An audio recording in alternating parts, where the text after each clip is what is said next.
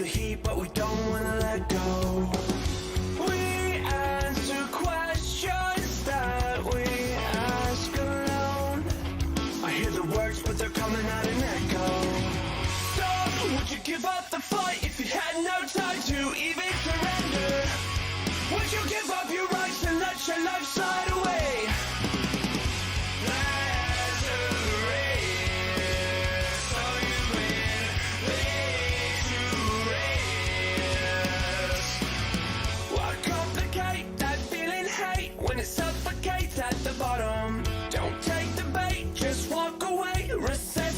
Your nirvana.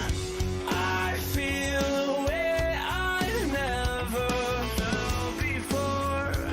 I finally found what I'm looking for. So, would you give up the fight if you had no time to even surrender? Would you give up your rights and let your life slide away?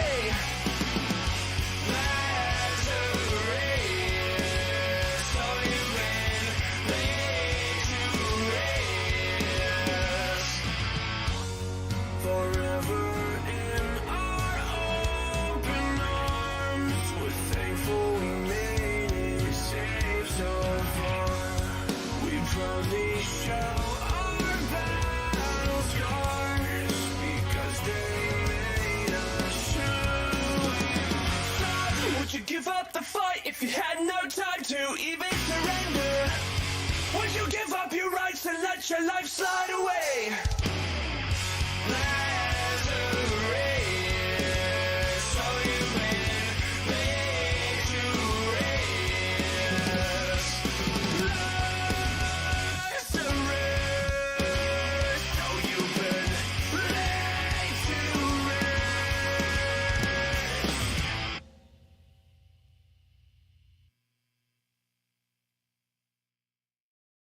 Good evening, everyone. Welcome to the 40th episode of FNV. FNV is short for Friday Night VTubing, and this is a show hosted by me, Zarastro, where I interview various VTubers from all over the community. In tonight's episode, our wonderful guest will be Tsunami Cat. Tsunami, please say hi, introduce yourself, and tell the people who are listening a little fact about yourself that they might not know. Hi, yeah, my name is Tsunami Cat. I am a cat girl VTuber. I stream mainly Valorant and Genshin and some variety games sometimes on Twitch. As far as a random fact, I guess a random fact people might not know, Tsunami is actually a play on my actual IRL name. So I decided to take it on for my streamer name. Oh, I like that. I've met a couple people who have, like, you know, something along those lines. I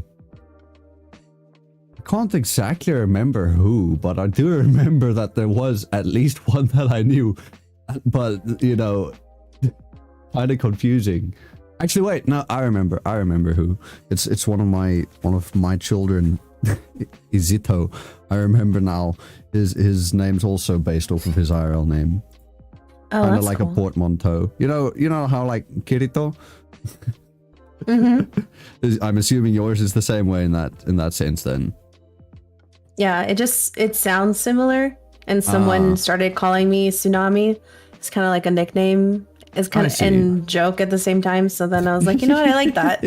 I like that. I'm gonna use it. Yeah, exactly. Oh yeah. What else do people usually call you?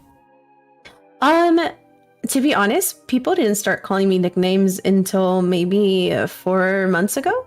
Everyone used to always just call me Tsunami, but one of my friends, Mizu, who's another VTuber on stream, he just started calling me Soon. So then from there, chat has kind of just, they call me Sue or Nami, pretty much, is mainly now what they call me. I was thinking Nami would be a common nickname. Mm-hmm. Yeah, so it's either or. People will call me both. With your friend calling you Tsun, does that imply that you're a tsundere or no? I don't think I am, but I think he just was, messing around with me. Ah, okay. And saying that, but I don't think I'm a tsundere. Are you more like the dere type, or what dere type are you? I don't know what type I am, if I'm being honest. But yeah, that was his joke of calling me that. But chat thought it was cute, but at that point, everyone just had only called me Tsunami. So they're like, "Wait, we can call you nicknames," and so they've been calling me that, Sue and Nami ever since. So yeah, So you've never done like the what type of dere are you like quiz / what do they call? What do you call those things? The Shindan maker, I think. Yeah, I've never done one of those quizzes, so I wouldn't, to be honest, know what I'd be classified as. I mean, to be honest, I call it a quiz. It's not really much of a quiz. You just put in your Twitter handle and then that's it. That's the only question in the quiz, and then they just randomly draw a graph for you. They pick you one. And then they're like, okay, so you're this much tsundere, this much yandere, this much andere, this much no all of the deres.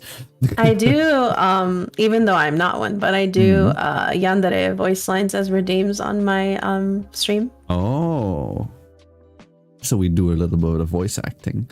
Can we get an example? oh god, I'd have to pull one up, but I'm sure chat can give you one. I'm sure I can pull one up, but it was actually something more recent because I was on one of my friend's streams, Sarah, and I just hopped on stream. She invited me to jump on. She was doing a subathon, and she goes, "We're reading yandere voice lines." I was like, "I've never done anything like this before." So they asked me to read it, and I read it, and then her and my friend Yune were like, "Huh? You can do that?" And I was like, I guess this is a talent I didn't know I have. I can't have you. No one can. I mean, I do have some here. I pulled some up. Yo. Hold on. We get them yandere vibes here. So, you turn into a yandere when people call you a tsundere. When they say you're being tsin. No. I only do it for channel points. It's like, if you guys want this, you can do channel points. I don't want to be doing it on stream. I made it expensive too, because I was like, I don't want like 10 people redeeming it. Yeah. But I get one for free now. Hell yeah. Yeah. You get one for free. Hell yeah. All right. Hold on one second. I had to turn off my push to talk for it. So that I don't have to be holding it down. I'm reading a script on Google Docs. Okay. Which one should I read? Whichever one you feel fits the situation. Okay, I'll do this one.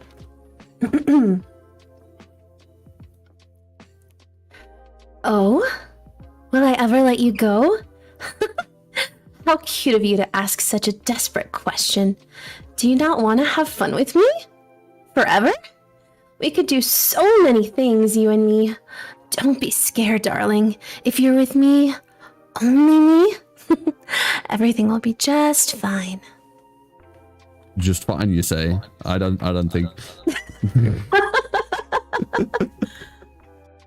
Personally, I don't think just fine is a good description.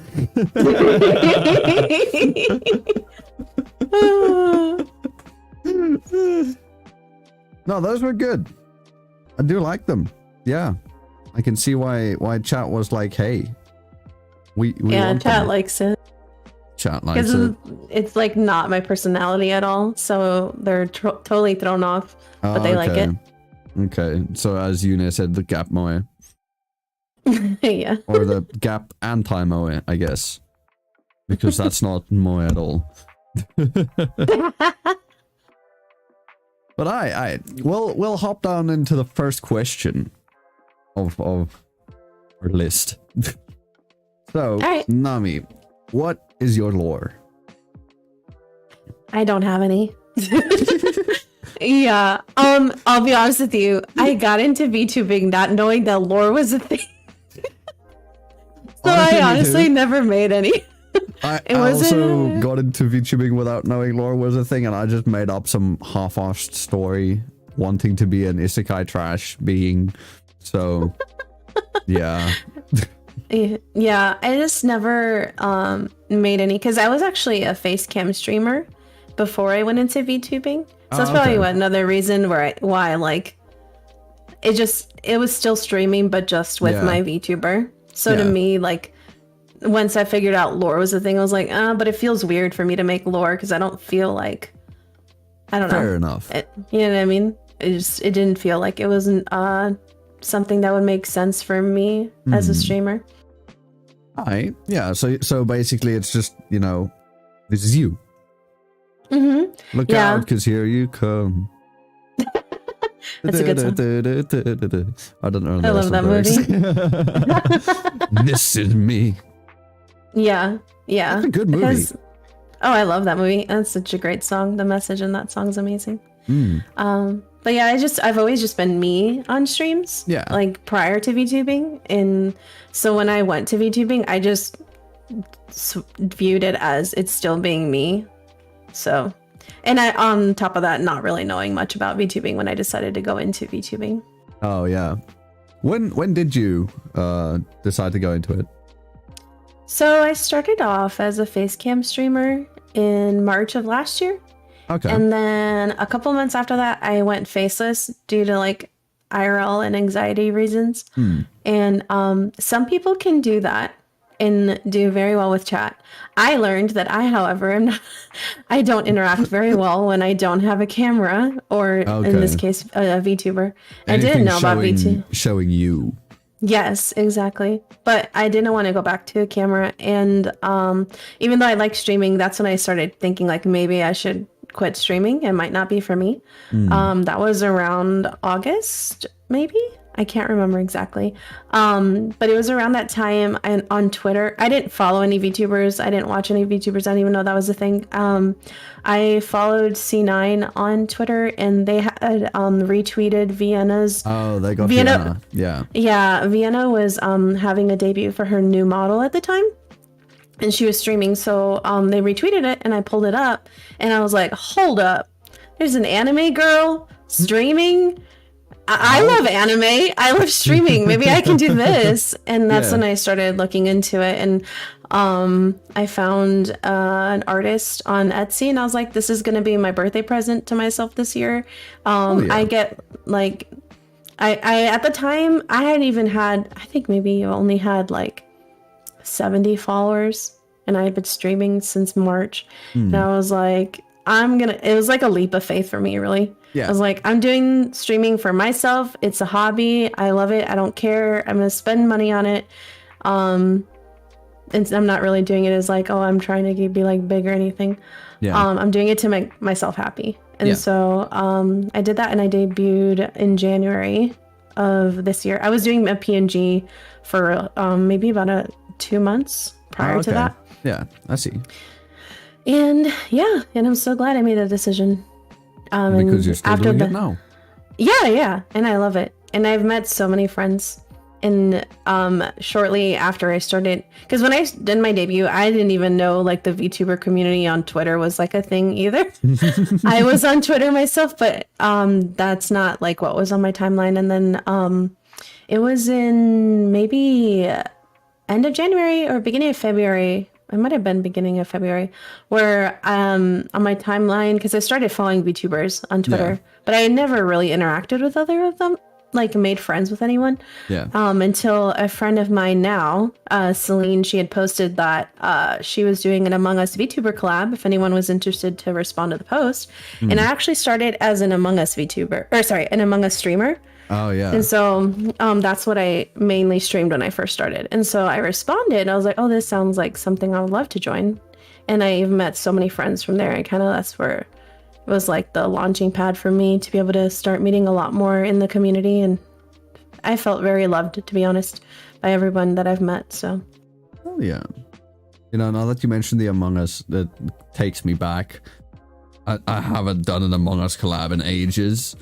And I remember when I started out back at the end of 2020, when I started back then, Among Us was still, you know, very big and like a you know, the big thing that it was. And I had like, there was a time where I had like three Among Us collabs with different groups over one weekend. Oh yeah, and it's like every weekend it's just, guess what, Among Us. Exactly.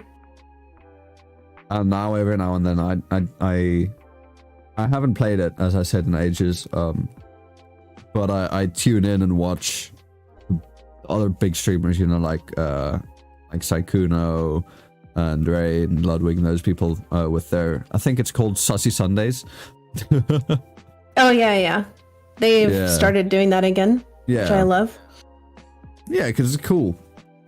And I mean, the game still has updated, and like a lot of things have changed since way back then, especially with mods, with what you can do with mods. And yeah.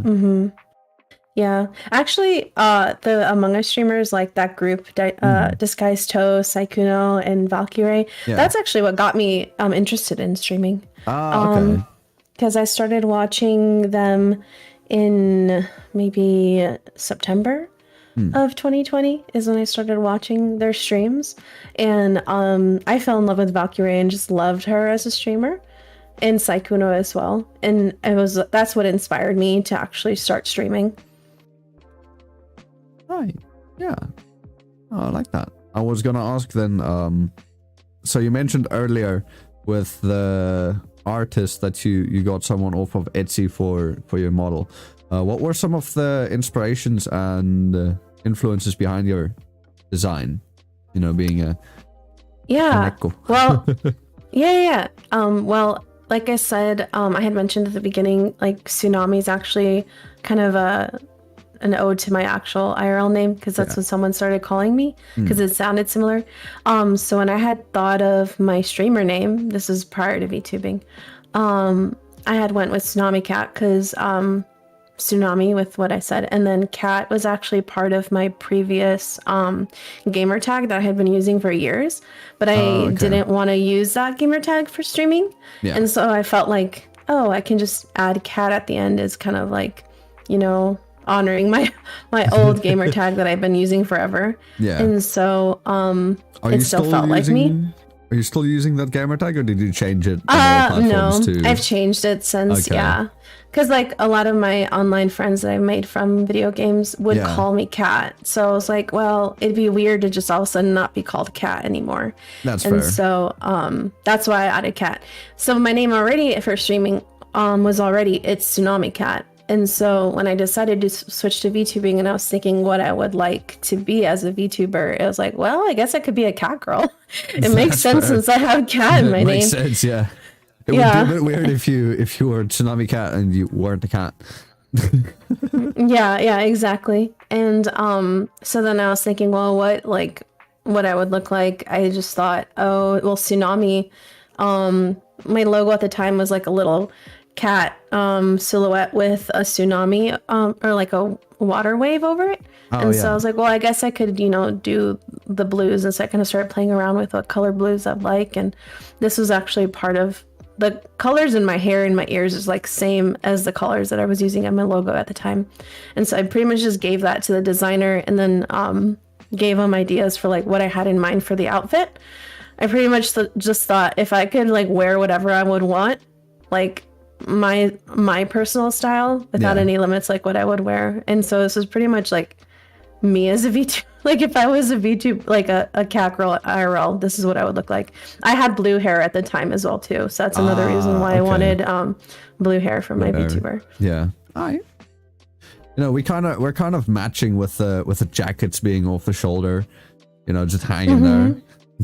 I'll dig it. Yeah, I feel like so many VTubers who have jackets, it's always off the shoulder.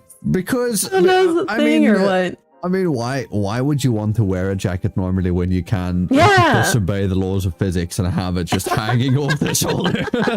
Yeah, it's like every time I look at models, I'm like, everyone's always off the shoulder. Yeah, I mean, mine's more on one shoulder than the other, but still, you know, it's gonna just hang off, because why the fuck not, right? Exactly. Looks better that way. does. I mean, also, who doesn't appreciate just a tiny bit of skin, aka shoulders? Right. Just, there's just more to love. Yeah, exactly. Right, yeah. With that, we also we kind of went over what inspired you to become a VTuber. Like what led you down the hole. But are there any people who like specifically, other than let's say Vienna, are there anybody else who kind of assisted you down the route? Well, Vienna and the friend I think you said was Celine. Valkyrie. Valkyrie. Yeah, Valkyrie. Which funny you mentioned Celine. Celine actually raided me last week. Oh.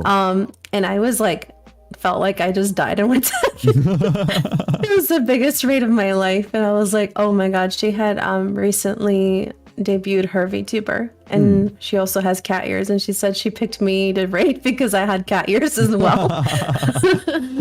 So to me, it felt like, honestly, like almost like as if Valkyrie was raiding me, because obviously Valkyrie wouldn't be able to raid me because she's on YouTube. But I was like, oh my god, this is like, yeah. She could. She could raid me though. But yeah, it was Valkyrie mainly. It's just a lot of the girls like around that same group, like Fusely and Quarter Jade. Like I love Quarter Jade because she streams Valorant, and one of the reasons why I started playing Valorant was Quarter Jade and Valkyrie. There's one of the main games I stream now. Yeah, I saw on your Twitter bio that you mainly do Genshin, Valorant, and Variety. Yeah. I started off as Among Us, like I said, but after a while, I kind of felt like I needed to do a different game because it's hard to have a group of 10 people every time for stream, Yes. Unless you've got like just a massive fucking server. I've got one of those where it's just a massive server that's just, this server is focused on Among Us. If you want to do something, just ping the server. Just be like, hey, Among Us. Yeah, which I did not have that. Yes, so I. So after a while I was like, okay, I have to think of a different game if I want to continue to stream. And that's when I discovered Genshin. My friends had just started playing it a couple weeks prior, and they told me about it, and so I started playing that and streaming it.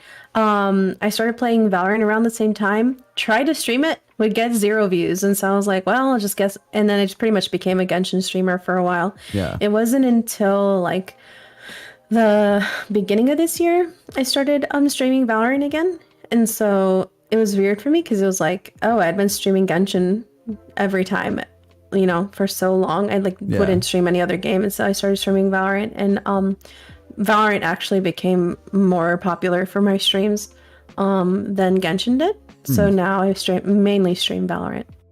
Right. That's cool. I personally have never gotten into Valorant, and I don't intend to, but I used to be a Genshin streamer too. Oh, that's cool. Back in the early days. And then I've never touched Genshin again.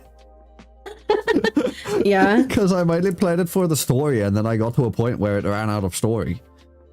Granted, this was like 2 years ago, and I just haven't picked up the game again. But yeah, I don't know. Are you free to play or not? No. I'm very much a whale. Very much C6 a whale. characters, Who have you wailed for the most? You don't have to mention any amounts, just who did you struggle to get the most? I wailed the most for Ayato, one of the more recent Husbando characters that came out. Because I already knew I was going to C6 him, and I had the funds for it. But like, literally everyone took me between 76 and 81 wishes for every single constellation. Oof. Or even when I lost to 50-50 3 or 4 times. So just like every single one. My easiest C6 was Kazuha, because a lot of them would come early. A lot of them I won 50-50s, and a lot of them like I'd get them on wish 20. So like that was my cheapest one. The only reason why I was able to C6 him, but not for Ayato. He's like, oh, you have money for me? I'm gonna take my time to show up. It's like, you have money for me? I'm gonna make you spend it. You ain't gonna have left. Sorry, that's ain't how it works. Yeah. It's like, Yeah, you he better was- work, bitch. Exactly. He Turns was a into brat, Britney Spears. pretty much. He was a brat, but I loved him enough to continue to will. I was like, it's gonna happen no matter what. You're like, I don't care. I'm gonna do it. Exactly. Whether you want to be here or not, Ayato. Whether it's against your will, I'll bring out the under right now. Exactly. But yeah, no, Genshin's a good game. The thing I enjoy the most is the character design. So yeah, I can totally understand why I'd wail. Not that I would ever wail myself, but that's because my wallet won't support that. It's probably better you don't wail anyway. Now, see, if I were to wail, I would wail on Girls Frontline. But that's a worse pill to swallow, because you can get fucked over so much worse in that. I think, because there's just so much more for you to be fucked over by. But let me then ask, who or what inspires you currently? So I'd assume that the girls you mentioned previously, so like Fusely, Valkyrie, and the other ones. I'm bad with names. I'm sorry. No, you're fine. But they're still current inspirations. But are there any new ones that you've semi-recently found that you look up to, or that inspire you to I don't know, do stuff? Yeah. Well, it's just like there's different VTubers in the community I've met. I hang out and lurk a lot in people's streams. But whenever I've encountered a VTuber where you can just tell that they genuinely love their community, and their community is always like super welcoming and stuff, and it really reflects on the VTuber, in my opinion, whenever they're like that. So like Atlas is one that early on he inspired me when I was still newer to VTubing. He was one of the first VTubers that I became friends with, and just when I would join his streams, like he just was always like so welcoming to anybody and everybody. So I was like, I want to be like that. That's the kind of streamer that I want to be. I want to create a community. I don't just want followers. I want a community. Yeah. So that's one. Oh yeah, there's a huge difference. And so I noticed that very quickly in him. And so they really inspired me to focus on creating a community within my own, streaming. And another friend that does the same thing, her name is Lexi. And so she's also like, as a content creator as well, like her TikToks like are centered around Valorant. And so those I genuinely really love. So like her TikTok content inspires me, but very much as well. She does the same thing with her community. You can tell that she genuinely cares about them, and her community, they're just the sweetest. Whenever you're in her chat, like you just feel genuinely very welcomed by everyone. And so I just know that's a huge reflection on Lexi. So she's definitely a huge inspiration for me as well. I need to have a serious talk with my chat, because I don't think that they're as welcoming as they should be. I like bullying my chat because they're like bullying me. So don't get me wrong, my chat bullies me too. Let's be honest. Whose chat doesn't? True. If your chat doesn't bully you, I don't know. I feel like there's something missing. I can't fit in if I can't bully. I'm sorry. I love bullying my friends. Yeah, no, I get bullied all the time. They call me. They say I'm a clown VTuber, not a cat VTuber, because I have a. I was gonna ask about that because I saw on your Twitter bio. I think it's in your location says not a clown. Exactly. What's up with that? Why are you in not a clown? Yeah, I just added that just as an ode to my chat. Just, even like in my Discord, my role is not a clown. But I have a redeem on my stream to put a clown wig and clown nose on me, and that's like my chat's favorite redeem of all time. They all like I had to put a timer on it in VTube Studio, which I didn't know existed until someone told me about it, because I would put it on and forget about it, and it'd be on my VTuber for like 30 minutes. Oh my god, yeah. Some people would be like, "Oh, I thought you were a clown VTuber." I'm like, "No, I'm a cat girl, I swear." So now I luckily have a timer on it, so because it was originally only supposed to be for 5 minutes, but I'd forget to take it off. So now it is genuinely for 5 minutes, and then there's like a cooldown, but they will literally spam it the moment it's available to use the kit. As soon as there's 5 minutes run up, then they're like, "Alright, who's next in queue? Who can afford it?" Yeah, it pretty much is that. And someone, if they don't have enough funds, they're like, "Can someone redeem it, please, for me?" And they'll do that. Yeah. How many channel points is it to redeem that? It's 1,000. Damn. I mean, it's not that much. You can easily get that within a stream, but that's still, it ain't cheap. Yeah, exactly. It's not like one of my friends who has the hydrate redeem being 50 points with no cooldown. Oh god, I would be in the bathroom all the time. I have to have a cooldown on that. Yep. She hasn't learned yet. I don't think she knows how to put a cooldown on it. Maybe not. I'm not sure. But I know that she has a first redeem that, you know, it's like 1 point and then it's like, I'm first, you know, and then that you can only redeem one per stream. So maybe she knows, but also maybe she doesn't. So yeah, I've got about 8k points saved up there. So I can drown her very easily. I can turn her chat into a tsunami. Yeah, maybe it just takes one day for someone to spam it like that for her to be like, maybe I do need a cooldown. Probably, yeah. But then again, I'm a mod. I think I can bypass that. So, yeah, she's not safe. Let me then ask. So, what about VTubing interests or fascinates you the most?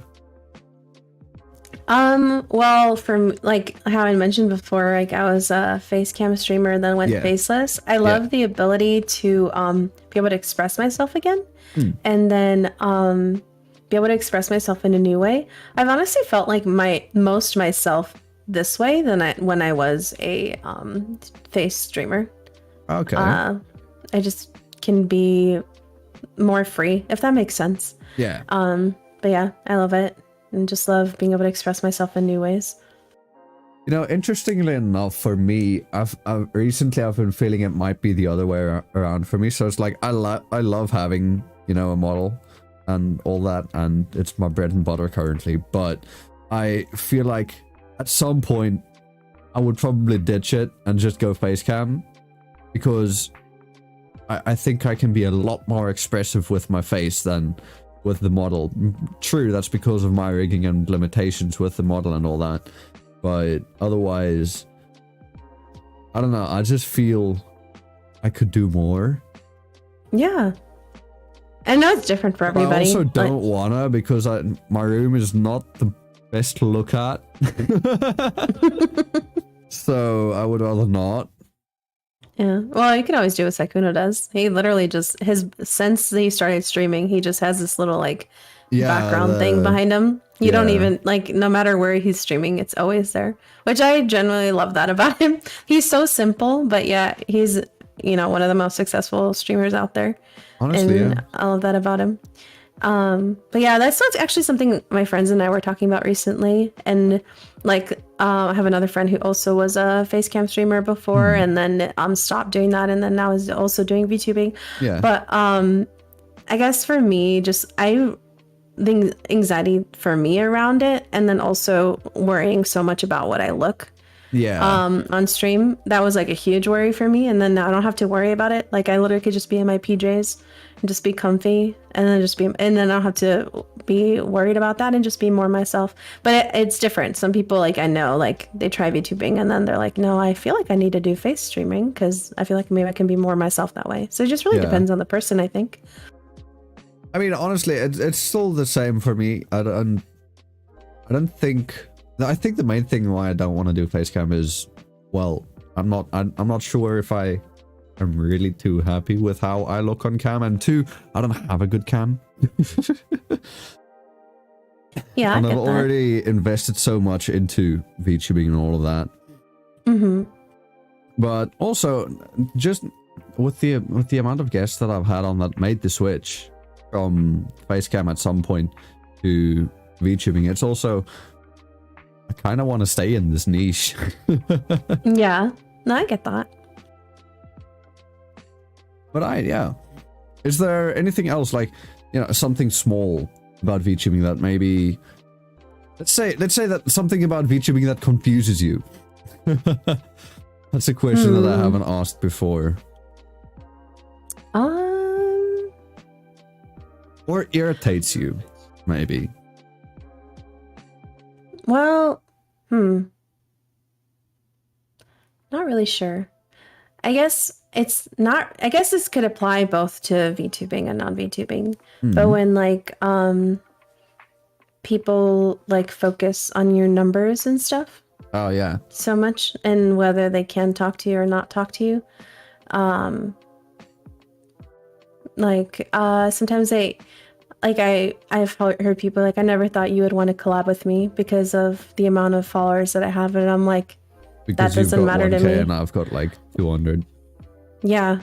And that generally doesn't matter to me. But I guess that could also apply to regular streaming. But I guess because as a streamer, I didn't really have much of a community with other streamers, you know? So this is only something I've had in VTubing. So, but I'm sure it also applies with regular streaming. But yeah, that's something that people have told me before. And I'm like, genuinely, like, if you're a cool person, I absolutely do not care if you have like 10 followers. Like, I would love to collab with you. Same thing goes if you could have 100,000 followers, but you're the biggest jerk. I do not want to be associated with you. I'm sorry. Yeah, exactly. No, it's like there's been some people who I've thought of getting on the show, and then something happened, and I'm like, never mind. I don't ever want you here. Yeah. Like even though you know they've got big size and whatever, it would help me grow and help me grow the show specifically. It's just like, I don't want you. Yeah. And, and otherwise there are other people who at some point I'll get on just because I think that they're honestly just cool people. And I've got a couple like that I've got on reserve specifically because so the thing with this show, getting guests on is tough. Making sure everyone's on time is tough. So sometimes I gotta have reserves to be like, hey, my guest canceled on me, I've got like 3 days, can you fill the spot? Yeah. And usually I wouldn't have too many of, I haven't had too many of my friends on the show because of that, because I'm like, you're a buddy, I know I can trust you, I know I can rely on you to be there for me when I need a guest urgently. Yeah, makes sense. Yeah. And yeah, no, it's just, I don't know where I'm going further with this. Help me out. Yeah. I've hit a dead end. My ADHD ain't helping today. No, I feel that. Yeah. Wait, ADHD gang? I feel like I have it, but I was never diagnosed. But like, you know how like I don't know if you're active on TikTok or not, but like TikTok sometimes like reveals stuff about you that you didn't know about you because it pops up on your timeline. Because I don't know how TikTok figures out more about yourself sometimes than you do. I try but, like, and stay away from TikTok as much as possible. Yeah. Well, there'll like be videos popping up, and I'm like about ADHD, and I'm like, that sounds like me. I might have it. That makes sense. Maybe I have had it my whole life and I just never realized it. Yeah, no, the only TikToks I watch are the ones that end up in YouTube compilations. Yeah. Yeah. Otherwise, I would watch my own when I'm uploading them onto TikTok. Otherwise, not at all. I steer clear. Even though my editor and friend has told me, you need to go onto TikTok more and look at what other VTubers are doing, otherwise you're not going to grow on TikTok, and it's a good place to grow and get other people. And I'm just like, but then I have to spend hours and hours per day on TikTok. Yeah, that's the tough part about it. Getting sucked in. Yeah, I get that. Getting just going down. You know, I've done that with YouTube Shorts, to be honest. YouTube, I don't go on TikTok, but I go into YouTube Shorts and I'm just stuck there. So that's not much better. Honestly, a lot of YouTube Shorts are literally just people reposting their TikToks. So you probably are like on TikTok without Pretty much. it. Yeah, pretty much. And in my case, my TikTok is me reposting my YouTube Shorts. I just take the ones that I've edited for YouTube Shorts previously, and I just go like, okay, yeah, sure, I'll post you. There we go. Out goes a flashbang, or whatever the fuck. And then, okay, there we go. But okay, words. Then let me ask you, why did you start making content? Like, what initially? I know you said, you know, the offline TV group, they kind of got you in. But what else? Why specifically streaming? Why didn't you do, I don't know, like long form video content or other stuff? Okay, so I guess I decided to do streaming because I like the concept of just hanging out with people. Like that's pretty much with like Sykkuno and them, a lot of, for the most part, do on their streams, particularly Sykkuno. It's just literally just hanging out with friends as they play video games and their chat watches them, you know, and so I just like that idea. Yeah. It wasn't me like thinking, oh, I want to make content like Ludwig, for example. He's more like, he streams, but he is very much a content creator. Yeah. Versus like Sykkuno, he's very much a streamer, which even Sykkuno himself has like compared himself that way. He's like, I'm not a content creator, I just stream. Yeah. I'm just a guy who streams, and I'm just like, that's what I want to do. I just want to stream and hang out with people. Yeah. And so because I mean, Ludwig specifically plans out his streams so that he can make videos out of it. Yes. Mm-hmm. Which honestly is super fucking smart. I just can't do that. I would want to, but I also don't want to. I also just, you know, want to have this itinerary of just, no, I just want to stream. Yeah, and he'll do stuff outside of streaming and more like events and stuff. So yeah, he's very much like a big content creator, which is, you know, I've learned stuff from Ludwig as well. Oh, yeah. But like I feel like I'm more similar to like Sykkuno, for example, in the way I stream. Yeah. Is there any other type of content that you would like want to make in the future? I think I want to do more music because like I actually used to be in a band. I was the lead singer of the band, and I thought I wanted to do like music like full time, and that's like what I wanted to strive for, which is what I did for a while. And then long story short, I'm not doing that anymore. And so I was like, well, I'm very much a creative person, and I felt like, okay, well, what am I gonna do now? You know, like I need an outlet to be able to let out the creativity, and never thought that streaming could be that way. And then I honestly never thought I would really do singing other than just singing in my shower now. But it recently just started doing more singing on my streams, and so I want to be able to do like covers as my VTuber. Yeah. That's something I'm planning on doing, and continue to obviously sing on stream. But yeah, I do want to incorporate music now with my VTuber, so I want to do that kind of content as well. I like that. I've been dabbling in trying to make covers myself. Just, you know, just recording, mixing, kind of doing like a cappella vibe or not. If I can find a good backing track or karaoke version that fits my key, because I like singing along to Billie Eilish songs. Billie Eilish makes great music, but if you listen to my voice and you listen to Billie's voice, I think you can see where I struggle a bit. Yeah, sometimes just fixing the key really helps. So I know that she And so it's sometimes tough to like just get a instrumental version in my key, and even then having to transpose the song into my key and something or whatever. Or otherwise, I like songs like I want to do metal covers, but I cannot scream for shit. So that's out the window. And I've tried learning previously, and I just gave up because that's usually how it is with me. I start learning something and then that's it. Also, if you don't know how to scream, you can very easily damage your voice that way. Oh yeah. Like, yeah. Because the ones that are able to do it for a long time is because they just know how to do it properly. Yeah. Which is amazing that they can do that and not damage their voice. It just blows my mind. Like when I previously started learning how to scream, I got the feeling that like I had the feeling in my throat where it's like, you know, I'm not damaging my voice, but I had zero volume. The texture was also like, was kind of meh. So I knew I wasn't damaging my voice, but it didn't sound good. Yeah, I get that.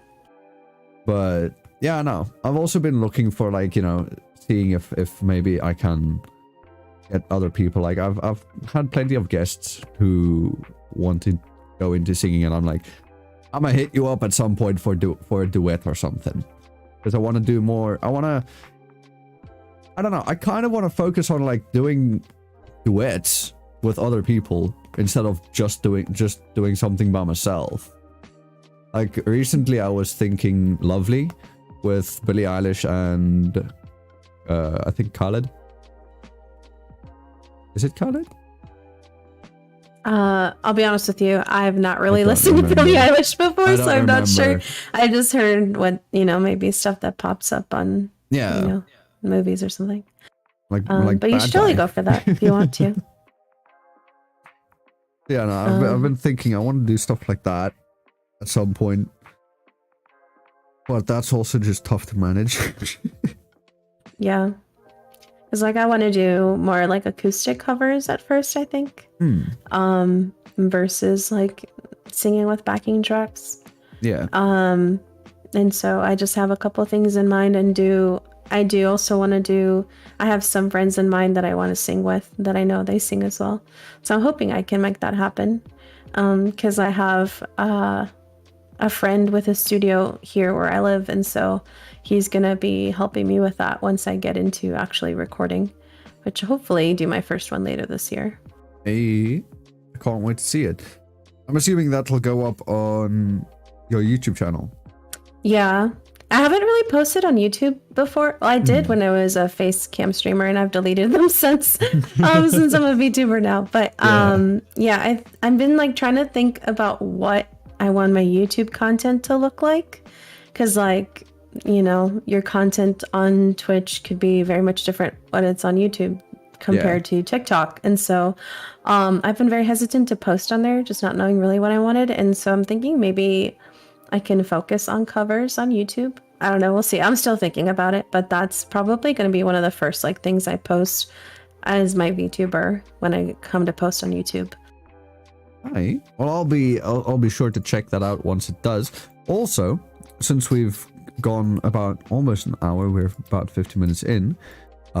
Make sure you guys go check out Tsunami Cat on Twitter and Twitch. That's at It's Tsunami Cat. It's just ITSTSUNAMICAT. Just like that. It's Tsunami Cat on Twitter and Twitch. And also make sure you go check out FNV.co so that you can find the landing page for everything to do with the show. Along with that, on that site, there are links to the Spotify, iTunes, Google Podcasts, and Anchor FM, where the audio-only episodes are uploaded. They are still hella out of date, but eventually I'll catch up. Don't worry. If you are listening to it there, this was probably a couple months ago by now. Do you know how you can? Do you know how you cannot be a couple months behind? You can come watch them live on my YouTube. That's youtube.com/ZarastroCH. That's ZARASTROCH. And yeah, that's where these episodes are streamed live every Friday. I think that's about it for the plugs. Is there anything you'd like to plug? No, I think you plugged my main two things, Twitter and Twitch. And then and Nami's YouTube will be on her Twitter somewhere. Just keep an eye on her Twitter for when she uploads that cover eventually. Now Yes. I've put pressure on you. Now you have to do it. Now you Yeah. have to. It costs money though, which is right now all my money is actually going to my 2.0 model. So I'm I like was the expecting cover is Genshin. yeah. I was thinking all my money is going to Genshin. No. All my money's going to my 2.0 model right now. So it's like the cover I want to do, but because I do want to record it with my friend and have him help me with that, Mix and maybe it, another friend do too. all of that. Yeah. I eventually think like I want to also do maybe like originals as well down the line after Hell I do yeah. covers for a while. So because like that's what I did with my band is I wrote all the songs on there, and so I'm like I don't know if I would have co-writers for this, or if I just I have songwriter friends. I don't know if I just have them write for me. But yeah, so we'll see. That's all down the line. This is all like All me down the dreaming in my head. Yeah, dreaming in my head like different things that I could do. Making plans. But with you mentioning now a 2.0 model, that perfectly leads into the next question. If you could rebrand, this is a hypothetical. What would you rebrand to and why? You know what? I saw that question on there and I was just like, I really can't imagine myself as anything else. Like, I know some people are like, oh, if I could rebrand. Sometimes even people do that. They change completely like what they are. Yeah. And I'm just like, this feels like so me to change into something else. I'm like, I don't know. It just would feel so weird and foreign to me to not be a blue cat girl. Maybe you'd be a red cat girl. I don't know. Like, okay, I've done red hair for a long period of my life, but I don't know. As like for me, I wouldn't feel like myself. I don't know. I just feel very much like myself in this form. So that's why I was just like, I don't know about rebranding to anything else. Like if I could just pick anything, like if I could just have this any artist I want, money not an option. Like I'm just like, I honestly would just probably just do an upgraded version of what I have now. Maybe just a different outfit. Yeah. How about the mecha cat girl? And the what? Mecha, like a robo cat girl cyborg type vibe. Yeah, no, that's not me. No, okay. Well, could you tell us something maybe about the 2.0 model, like what you're looking at? Yeah. Well, it is going to be just an upgraded version of what I have now. So it's still like blue hair, short, hair like how I have now. Let's see, different things. I'll actually have a cattail now. I didn't when I first started VTubing, I was like, I don't know if I want one for my VTuber. So I told them not to add one. And as I've been VTubing, I just like been debating because I knew 2.0 eventually would come. And I'm like, do I want one for my next model? And then I had an artist do a commission for me and she added a tail to it. Like I didn't say yes or no. She just added one. And I just fell in love with the way she drew my model. And I was like, oh my God, yes, I need a tail. So I will have a tail on my new model. I'll actually have feet because it goes to my knees. My current model. Okay. I'm not a full body, so I'm excited about that because that's something I feel like kind of limits me sometimes with the way my model is, with it's only going to its knees. But it has been a very great starter model. I've been very thankful for Kurobox is the company that did it. It's not like one artist. They have like a house of artists that enriggers that they work with. Yeah. And I've been very happy with my first model. So, but I'm excited for my 2.0. The style is going to be more like, oh my God, why am I blanking out on the word? Oh my God, I'm blanking out on the word right now. But it does have inspirations from my current design though. So I'm not gonna look like completely different in the sense it's like you won't recognize me. You'll still recognize me. It's just an upgraded version of me. But I will have for my second outfit, it's gonna be inspired by like K-pop idols. And Okay. because I like I said, I like to sing, and so Yeah. I wanted to incorporate that more into my streams, and so I have like a K-pop type outfit for my second one. So I'm excited about that. Will the 2.0 be, you know, you say second outfit, so will you be able to toggle between the two? Like your current outfit and then the other one? Yes. Ah, That is okay, correct. I see.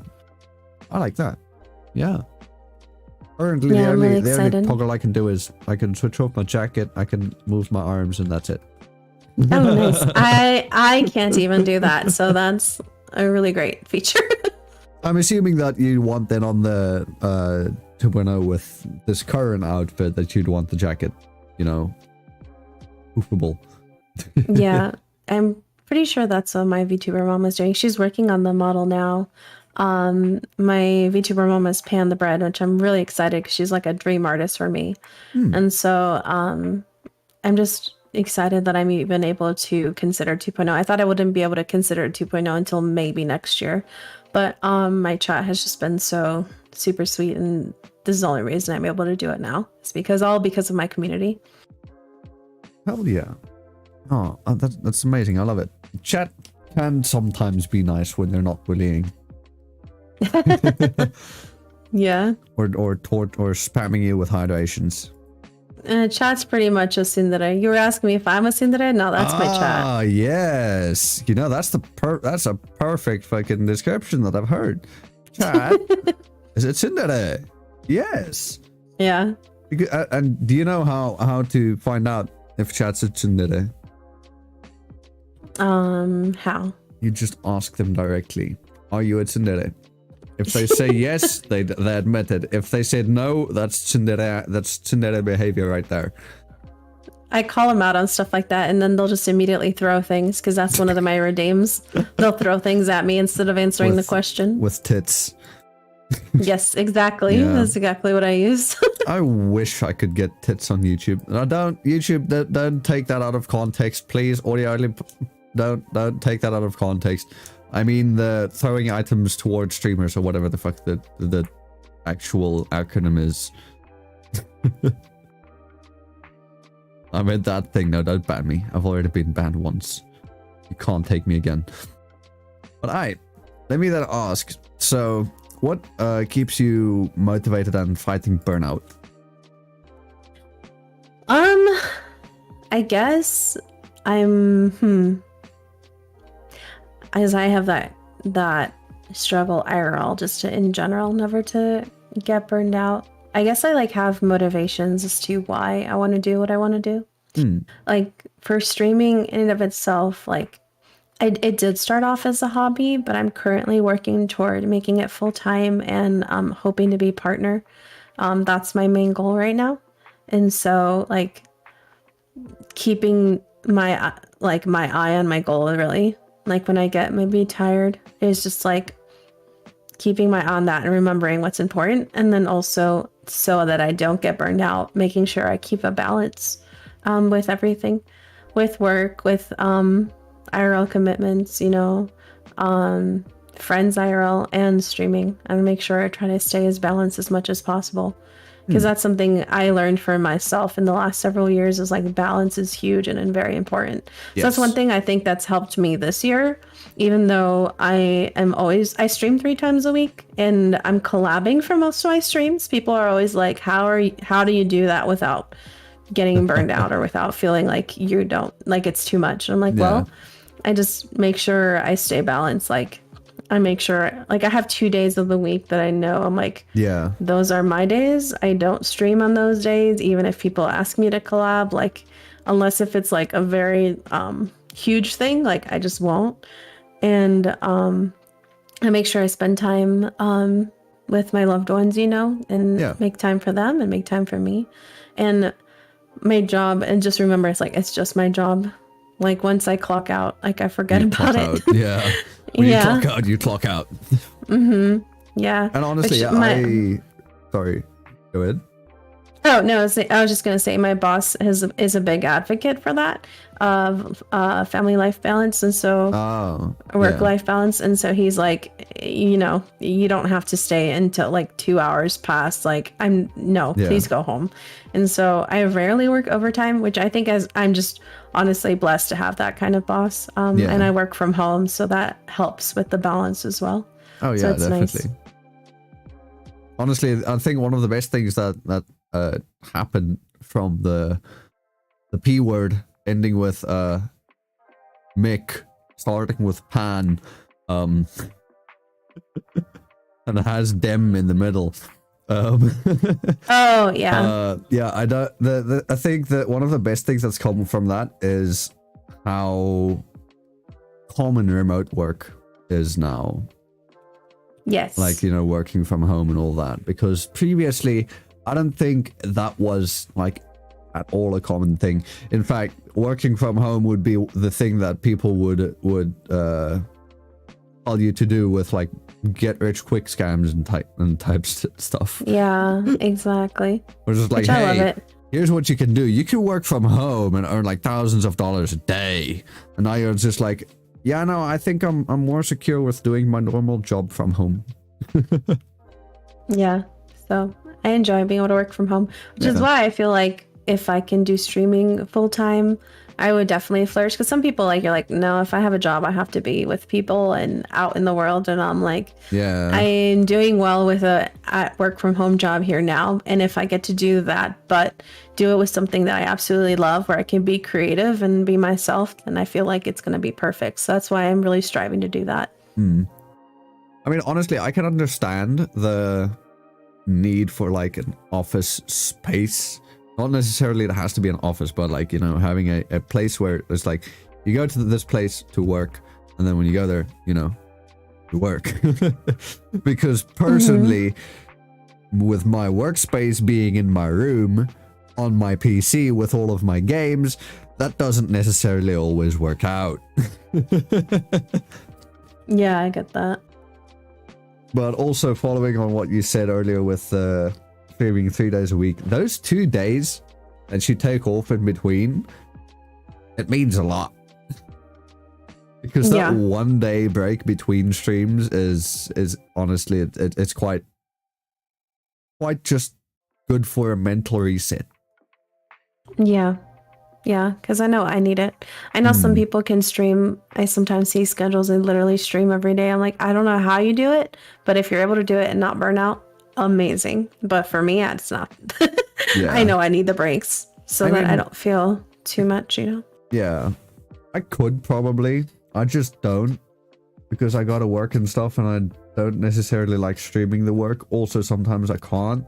Because with live to D and all that, you know, it gets quite resource intensive and it lags a lot. And it's not a fun stream to watch in that case. But yeah, no, I also just look at people who stream like every day and I'm like, damn, wild fam. Yeah. And then the thing for me is a lot of them just stream the same thing every time. And it's not I'm not throwing shade or at all or anything like that. But it's just like I can't see how you can stream the same like 3 games every day for like multiple hours a week and all that. And I'm just like, I can't see it, but I also can't. Like for a period of like 2 weeks, I guess I could get like, recently it happened with me with Dead by Daylight. I got into playing that, and I would play that for like 6 hours a day for like 2 weeks. But after that, you know, it kind of gets burned out. Yet some people are like, you know, they've been streaming, let's say Genshin for like every day for like 4 hours for months at a time. And I'm just like, how? I can't do that with Genshin, but I can certainly do that with Valorant. Like my Valorant streams, every time they're usually 9 hours, and I play Valorant the entire time. And sometimes I stream Valorant twice a week. It's usually at the very least once a week. If I have because usually it's Tuesdays I do Genshin. Fridays I either do Valorant or a variety game depending on what my collab is for the week. And then Saturdays it's always Valorant. And I could literally just play Valorant for hours upon end and not get bored. People are like, how do you do that? I'm like, I don't know. I genuinely have fun the entire time. And I'm not one person to mold either. Like some people are like, I can only handle a certain amount of hours of Valorant because then I get, tilted and stuff. And I'm like,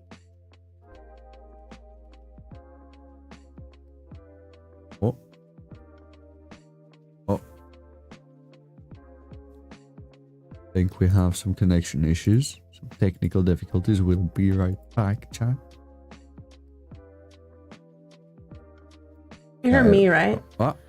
Oh, she's okay, back. We're back. Because it's like, it wasn't frozen on VTube Studio. I think it was like a Discord thing. Yeah, I think it was on my side, possibly. I don't know. My internet's been very weird recently. Like it would cut out and then it wouldn't. I don't know. Yeah. Yeah, but anyway, like I said, Valorant, I can definitely do that and just genuinely enjoy it. And I'm like, I have to stop myself and be like, okay, it is hour 9. Even my chat's like, you've been streaming for 9 hours. You probably should stop soon. And so, yeah, but I can't do that for Genshin. For example, like Genshin, after a couple hours, I'm like, okay, I'm switching to Valorant. Like I need it, but I don't know. I don't know what it is about Valorant. I just love the game. I used to be like that with CS, but now I've just come to hate the game because they fucked matchmaking and now no games are fun. Yeah, I never played CS, so I wouldn't know, but I know it's very similar to Valorant and the playstyle. CS is the reason I don't play Valorant. I've already got enough toxicity in my life from that. Because I'm somebody who does mold easily and who does get triggered. And no.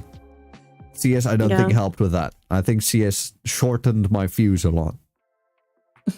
Like previously at the beginning when I started playing it in like the first 500 hours, I would enjoy every game.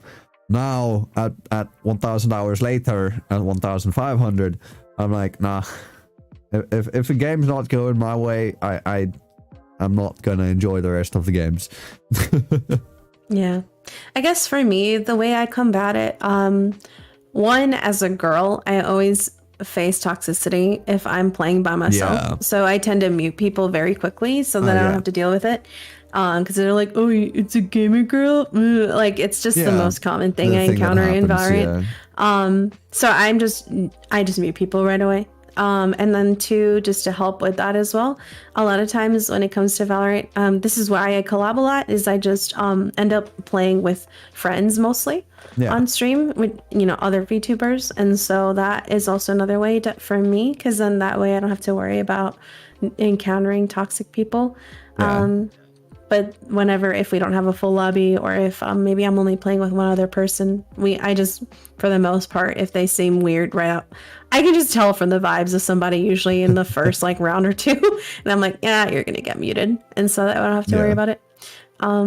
But yeah. And then again, like just, I don't know what it is about my brain where I'm like, we lost, whatever. And then I completely forget about it and move on to the next game. But I know some people can't do that. So I think that's the only reason why that I can play Valorant on hours upon end without getting bored, or without, feeling like, oh, I need to switch to another game. I'm tired of this or something, Yeah. I think another thing that adds to why I, for example, couldn't is because with CS, for example, I always played with my friends, but only a certain set of friends, because we had like our team basically. And I'm a super competitive person, so when we play competitive CS with my boys and we've got like a full 5-stack, and we're not winning, or I'm just constantly getting sat down or whatever the fuck, game being game, matchmaking being shit, all that. And it just works on my nerves very easily because of that competitive aspect. Yeah, I get that. I mean, like I said, it's different for everybody, Yeah. Which is why I don't play competitive games on stream. Because I don't want people to see me rage, because I don't rage in a funny way. I just, if I get upset, I just genuinely just get upset, and it's not fun to watch at all or anything like that. Like, I just become sour. Nobody wants to watch a sour person stream. Yeah. I think I mainly just stream unrated on Valorant versus the competitive queue, because I have a hard time talking with chat when I am playing competitive. Yeah. Mainly because I focus more on the game, and when I get really focused, I get really quiet. So then I forget to read chat, or just like I'm not as entertaining. So that's mainly why I just do unrated on stream. If I do competitive, it tends to be off stream. Every once in a while I'll do a competitive stream. But I know some streamers, that's really what they stream. They'll stream the competitive ranking, you know? Yeah. I don't. But I'm more of like chill vibes. Yeah, but in that case, I think then people specifically, you know, like they go to that streamer for the competitive aspect. So for say example, you're watching fucking Shroud, or you know someone else, you go to Shroud for watching, you know, the top tier gameplay in that, or if you're watching, let's say this was back in Fortnite era, if you were watching Myth or Ninja, you were watching because you wanted to see them win and, you know, be competitive and high tier gameplay. Yeah, that's something I started learning early on, and more in my VTubing, knowing like, okay, I am not going to be like a Radiant or even Immortal ranked in Valorant, so people aren't going to come and watch me for that. So I need to focus on what they would watch me for. So that's why I started focusing more on doing, because I did initially when I was streaming Valorant, would stream my ranked games, but then I realized, like, you know, that's not what they're here for. They're here to hang out with me, and so that's why I've done more chill vibes with Valorant. Yeah, and so that's what has worked for me for my streams. Yeah, which is also perfectly fine, because I mean, you can't just have the competitive side of everything. People aren't necessarily there for it, so yeah, totally fair. Well, I have been silver for a long time and just hit gold. I know they're not there for my gameplay. They're not there for my gameplay. Is very much below average. Yeah.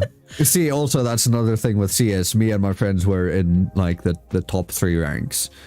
So for a while we were stuck at like, so there are 18 ranks. For a while we were stuck at around 13, 14 out of 18, with 18 being the highest. And recently we all became 17 or 18. And there was a time when our entire group was all global. We were all highest rank. So then you get into these high ranked lobbies, everybody's good at the game, and you're not. So that adds to me raging in CS. Yeah, it makes sense. And otherwise, I've thought of wanting to play Valo, but I also just don't. And I'm a CS:GO loyalist. I won't hate on the game though, just because it's a like if I'll shit on it to shit on it just because it's fun.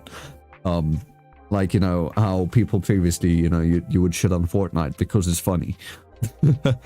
But if it's your jam, I'm not gonna yuck your yum. Yeah. No, I get that. No, Jack, I'm not gonna play Valorant with you. Sorry. I reinstalled Call of Duty for you, and you haven't invited me yet again. You haven't. I reinstalled it like a week ago, and you haven't invited me to play it with you. So, I mean. Alright. Well, we'll ask. We've got, I think, 4 more questions. What's the biggest hurdle you've had to overcome as a VTuber? I think the hurdle was initially when I first started VTubing, like meeting people, because like I didn't know anyone as a streamer. Like I said, I didn't know any other content creators or other streamers. That was not something I really did. I just kind of was like in my own world, like my own little bubble, and it was kind of lonely, if I'm being honest. Like if anyone played with me, it would only be friends, you know, like friends that I've made, not streamer friends. And so that was, I think, the biggest hurdle is like getting past the being nervous and meeting new people. And so pretty honestly, Valorant was a huge thing that really helped me meet other people, because like a lot of VTubers play Valorant, and I literally will be like, if I see someone on Twitter that I follow and then they post any Valorant content, I like a lot of times will just comment and be like Valorant, and then a lot of times conversation starts from there, and then we play. And You're so just like, Ayo, Valo. yeah, that's like it's helped me make a lot of friends, and so being able to make get to know a lot of VTubers that way. So that was, I think, my biggest hurdle, like getting to know people. But once I've gotten over that hurdle of being nervous about meeting other people and reaching out, like I'm so glad I decided, okay, just don't be nervous, just do it. And but I'm able to make a lot of new friends. Like I've even like myself put on like what I've called scuffed Valorant customs, or VTuber Valorant customs. And so the last one I did was a total of 90 VTubers participating. So the only reason I was able to do that was because I have met so many people through Valorant and VTubing. So that's a big lobby, 90 people. Yeah, so it is not a tournament in the sense where we weren't like all competing to win at the end. It was more like one team competed against another team for 2 rounds, and then they moved on to the next team, kind of a thing. But everyone got to play the entire time, which is cool. So it was more like it did get competitive in the sense where people obviously always want to be able to win, but people had a lot of fun. And what I loved hearing from it is I have had some of my friends tell me, like, I have met so many VTuber friends from that event, and people that I still play with now. So I just love that, because that was like the whole reason why I did that, so that people can get a chance to meet other VTubers. Because it's not, I know for me, I've gotten over the hurdle of being nervous about meeting new people, but I know it's not that way for other people, because a lot of times I'll have people go in my DMs, you're like, how do I get to know people like how you know people? And I'm like, it's literally just DMing them Valorant ? It's literally all I've done. There's not a secret to it. It's literally all I've done is Valorant ? And so I told him, it's like literally it's just getting over the fear of because it's always the fear of rejection, right? You reach out to somebody and you feel like they might not respond, or they might think I'm looking to them for clout or whatever reason. But like for me, I'm genuinely always just want to make Valorant friends. So that's one thing that I've definitely gone over. I got over it very quickly, but I'm glad that I did. Which is good, because now you've got a lot of people you can play Valorant with. Yeah. Honestly, it's to the point where I'm like, oh gosh, there's so many people I want to play Valorant with on stream, but I just don't I don't stream, because I only stream 3 days a week, and 2 of those, or maximum 2 of those usually is Valorant, because I usually keep 1 day for Genshin. And so that makes it hard. Which is why I've done events like the customs, because I'm like, there's so many people I want to play with, I can't play with all of them, so I can at least hold an event where they're all participating. Oh, that's cool. I'm probably betting that my boy Lumberjack Samurai in chat is just gonna hit you up in the Twitter DMs with Valorant ? Now. Now that you've said that, and if he wasn't planning on, I'm sure he's gonna now. So he's been trying his absolute damnedest to try and get me to join him for the last like 2 weeks. And I said, I'm down for Apex, I'm down for Modern Warfare. Or Warzone. But not Valo. And just Valo, come on! I've tried Apex, and I'm not good at it. I keep I have a lot of VTuber friends that play Apex as well, and they're always like, let's play Apex. I'm like, I've tried it once. I tried it on stream. It didn't go so well. I'm probably not going to try it again, if I'm being honest. Yeah. I tried Apex long ago when it was still new, and I didn't like it at all, because everybody who started playing Apex already knew how like battle royales and stuff worked, and it was like I had only had a tiny bit of experience in Fortnite by then, and that was way before no build was a thing, so I'm still used to all of that, and I started playing Apex on European servers, because there aren't South African servers for that, so ping. First of all, ping is an issue. And then also it's just everybody already kind of knew what they were doing, and I didn't. So I just constantly get sat down when I started playing it then. But honestly, since then I haven't given it another try, and don't know how it would be. Yeah. But also, thinking now of what you mentioned with the fear of rejection, that's also a thing that I've had to learn to overcome with specifically with the show, with, you know, how many people I need to reach out with and how many people just don't respond, because, you know, if you don't follow me, I'm gonna go into your message requests and people don't check that. Well, not always. Some people do. But otherwise, you know, you just shoot your shot, and then if it lands, it lands. If it don't, oh well. Yeah, but you never know if you don't try, right? Exactly. You miss 100% of the shots you don't take. Is a thing that I always say. That I don't know where I got it from. I yoinked it from somewhere. I don't know where. But yep. Yeah, I mean, I think that's why with VTubing, that's something that I've definitely overcome. I feel even IRL, because I was very nervous. I was like, oh, I want to try streaming, but I was like, no, maybe if I try it, I'm just gonna flop. And then one of my friends at the time, and she's actually one of my mods now, which I love, and she's a streamer as well on Twitch, but she's a face cam streamer, and she was just like, why don't you just do it? Like, and so I don't know what, the way she just said it, and I was just like, it like lit a fire under me. I was like, yeah, why don't I just do it? What is holding me back? So I think that decision of doing that has kind of like created like a domino effect in myself as a person.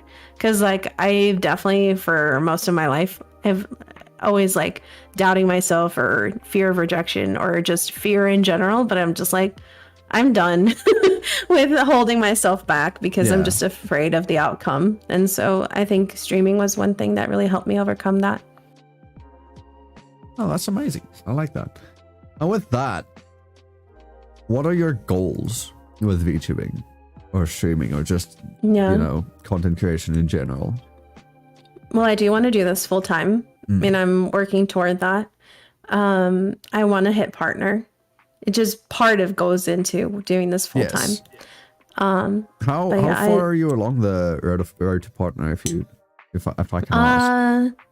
I think I'm about a little over halfway there. Hey. Right? Yeah. So I'm getting close to it. I'm hoping that maybe by the end of the year I can apply at the rate I'm going, with the growth I'm going, which is just I'm still in awe with the amount of growth I've been having. Because like I said, it was like I started streaming March of last year. I didn't hit 100 followers until January 1st of this year. So I'd been streaming for like 10 months and only just barely hit 100 on January 1st. For me, I was like, oh my God, I hit 100. I was like on cloud 9, like amazed that I hit 100. And I hit 300 in March on my 1-year anniversary of streaming. And I was like, I don't think I'll be able to hit more than that. That's just amazing. Like, I just was like in awe that people would even be following me. But like, I just hit 3,000 just a couple weeks ago. And just, I literally cried on stream because my community, when I hit 3,000, I hit it in the middle of the stream, and they just started sending me all these sweet messages and what the stream has meant to them and what the community has meant to them. And I'm just like, I just started bawling because I was like, I was at 300 in March, and I just, at the end of July hit 3,000. Like, I never even thought that would be something I could do. Like, I only started doing this as a hobby, and now this looks like something that I can do full time. And so I'm excited to do that. And so I'm working towards that. Yeah. And working hard to do that. Honestly, I find it kind of funny now that you mentioned that you hit 100 on January 1st this year. I hit 100 subscribers here on YouTube January 1st last year. Yeah, I love that. Yeah. I felt like New Year, New Me kind of vibes, you know? Yeah. I was like, yes, I hit 100. Let's go, you know? And so, I don't know. I think that just kind of like also catapulted me because I then on the January 4th is when I did my VTuber debut. Yeah. So, I don't know, I just kind of like felt like, okay, this is something brand new. I'm starting fresh. And it just fit. I think that I did it on New Year's week, the whole VTubing thing, because like, you know, New Year's, you always have New Year resolutions, and that was pretty much mine. I was like, okay, I'm doing VTubing. Yeah. And it's definitely changed my life. So I'm excited to see how it goes from now. Yeah, no, I'm also excited to see how Earth goes for you. I'm glad that it's been going well, because by the sound of it, you've been popping off. Yeah, I'm just amazed by my community, honestly. Yeah. I also think that's a thing that Twitch has over YouTube, with just, you know, the community aspect. I mentioned this previously, when I discussed, you know, Team Red versus Team Purple. Because me being a YouTube streamer, I'm a bit biased. True, you are with the red. Yes. And also, it's just well, there are many reasons for why I'm not on Twitch and why I don't like it specifically. As Jack says in chat, purple snakes. There are many reasons I don't like Twitch, but there is a thing that I do like about Twitch, and that's the community, and that the community can be very supportive. They can be extremely toxic as well. Don't get me wrong. There is always a toxic part of a community, but we try not to focus on that.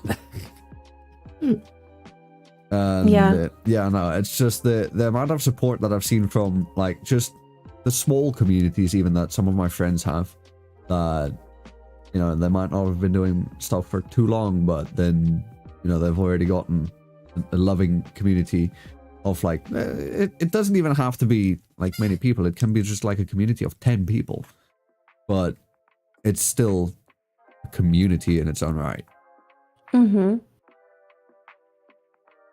Yeah, I think that's what I love about Twitch, from at least the experience that I've had. I know, like you said, there's always toxicity and stuff, and always trolls and everything.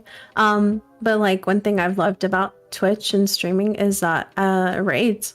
I love sharing my community with others, and I love when others share their community with me. Yeah. I always feel honored when I'm like, yo, you rated me. I love that. You want people to, you know, your community come, you know, to my community, and so I just, you know, to this day, I still feel honored, even if it's like a raid of like 2 people. Like some people, like they've come in, they're like, I'm sorry, it's only a small raid. And I'm like, what the heck? Like, you brought me 2 people. That's amazing. Like, these are 2 people that weren't here before. Yeah. And so, I just want them to always know that no matter what size raid I get, I'm always super happy. And, I love raiding people, and like, I'll try to raid friends when I can, but when I end Valorant, I'm always ending at 6 a.m. my time. And so a lot of my friends are asleep like normal people. So a lot of my raids, I tend to meet new VTubers. And so I end up making new friends that way. And so I always like doing that.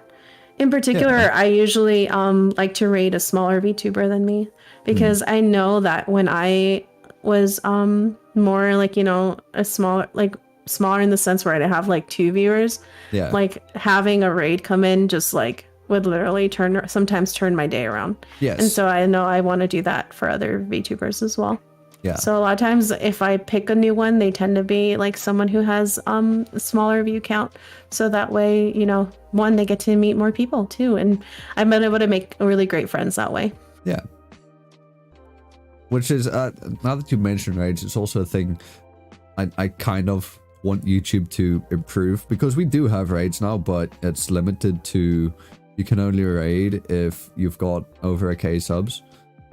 And even then the whole system is a bit convoluted, but I know that they're working on it, and I know that it'll improve at some point. It's obviously not the state that Twitch is at, but I have had a couple raids, at least one, from a specific person in chat with a blue wrench next to his name. I think you can guess who. From my boy Jack. But yeah, otherwise I when I tried streaming on Twitch year ago by now, I think. Yeah, I think it's probably a year ago by now. Maybe even a year and a half. Yeah, I got raided like I think 2 times. And each time it's just like, you know, if you were having a bad day or a bad stream or whatever, like, you know, or let's say just something got you down, and then all of a sudden, hey, here's a person that you might know or might not know, or, you know, it's a friend or not.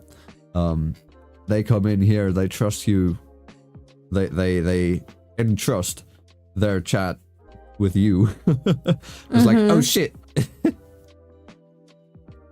And it just turns your day around. Yeah. So that's one thing I really, really love about Twitch is like being able to, that's another way I've built like community with other VTubers is through raids. Yeah. And so, yeah, when people ask me like, how do you like build community? I was like, if you don't raid, make sure you raid. Yeah. Because that's like a huge thing with like Twitch. And I'm like, if you're not using it, you're missing out. Honestly, yeah. Which is, because I mean, it's kind of like an integral part of Twitch, of like, you know, once you finish your stream, guess what? There's a raid. You're gonna raid somebody else, even if it's just like you and one other person. It's still a raid. There's still a bit of an event, quote, around it. And plus raids are just cool. They're fun. Yeah. But I love them. We'll then now ask, what's the happiest moment or the greatest achievement that you've had since you've started VTubing? I'm assuming it would probably be the moment when you hit 3K. Yeah, I would say that just because it was really special because it happened on stream, and just the way my chat reacted to it. Like, one, I remember I was like maybe like 5 followers away from it, and I had people in my stream going to grab their friends and bring them to chat, and then people in chat would show up, be like, I was sent here by so and so to help you with your follower goal. And so like just, I don't know, it just really showed me that I've built a community, which is what I've wanted all along, you know. Just like seeing people say things like, I know that if I'm having a bad day, I can turn your stream on and it'll bring a smile to my face. Like that kind of stuff. And I'm like, that's why I stream. You know, I want to bring a smile to people's faces. Like, I want to be that kind of streamer where it, you know, because I know like for me, like people like Saikuno and Valkyrie and them have been that for me. And so I want to be that for somebody else. And so I just love that. And just, it was a very, like I said, I was playing Genshin at the time. It was in a story quest, and Kazuha was on the screen in the same scene for like 45 minutes straight. It was just me reading messages, me like crying, and chat like just celebrating. It was just like the same scene the entire time. But yeah, I think that was, up to this point, one of my greatest achievements, but not in the sense because like, wow, I hit 3,000 followers. I think it was more like, yeah, I hit 3,000 followers, but like just seeing that it was a community at the same time. Yeah. You know, it was just amazing. Are there any other moments like, I guess, like that you've had? I guess like even just like, for example, the Valorant thing. That was another thing when I was like, when I realized how many VTubers I actually had involved, I was like, oh crap, there's 90. That's a lot. But like, to me, that also showed, for me, how like much of a community I've built with other VTubers. Yeah. Not just with like my chat, but with like other VTubers as well. Because like, I would have needed to meet them in order for them to want to join, right? And so, and then obviously I met new ones as well that joined that I didn't know before, but I had put the word out there and others wanted to join, and so I was able to meet a bunch of new VTubers that way. So I don't know, that's something I've always wanted. I've been very community focused for both VTubers and my chat, and so that I was very proud of, that I was able to organize something like that and able to have 90 VTubers be able to start on time. How? I don't know. Honestly, I think that's the greatest achievement. Having them all start on time. Yeah. Like getting 90 people, sure. Getting 90 people on time, that's a different story. Because I've previously tried like doing tournament organization for CSGO, and I ran a semi-successful tournament org for like 2 seasons, and let's just say it was tough getting teams to be on time and dealing with server issues and all of that as well. Maybe getting somebody to stream it at some point, or just, you know, matchmaking. Shit's tough. Oh no, it really is. Like I said, mine wasn't a tournament style, but I still had to somewhat do some sort of matchmaking style because like I didn't want, because I had all ranks, you know, able to join, and I didn't want a team full of irons, which was the lowest rank, going against a team full of immortals, which is one of the higher ranks. I didn't have any one of the highest rank, which was radiant, but I had a lot of people that were actually second highest rank, so I had to make sure that I try to balance them as much as possible. And that was very tough. And having people, well, in my experience, having people be honest about their ranking and having their ranking accurately reflect their skill. Because if you've got somebody who's been boosted and you're putting them against somebody off their rank, guess what? They're not going to be happy. Yeah. Even though you can literally just be like, hey, that's the rank you gave me. But yeah, no, I can totally understand that. But with that, we've reached the end of the main list of questions, so we shall be moving on to Q&A.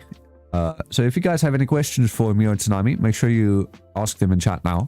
And then while you guys are thinking of questions that you want to ask us, make sure you go check out Tsunami Cat on Twitter and Twitch. That is at It's Tsunami Cat on both Twitter and Twitch, spelled exactly as how you would think. It's just ITSTSUNAMICAT on both Twitter and Twitch. Otherwise, make sure you go check out fnv.crd.co where you can find everything else related to the show.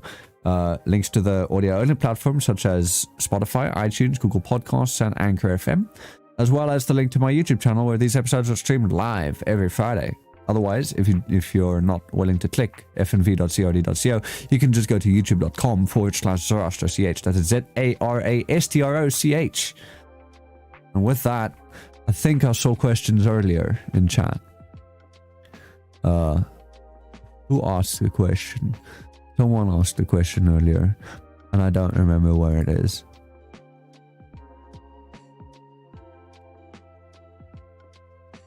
I need to be scrolling through. Darkwater asks, is the blue hair natural or a dye?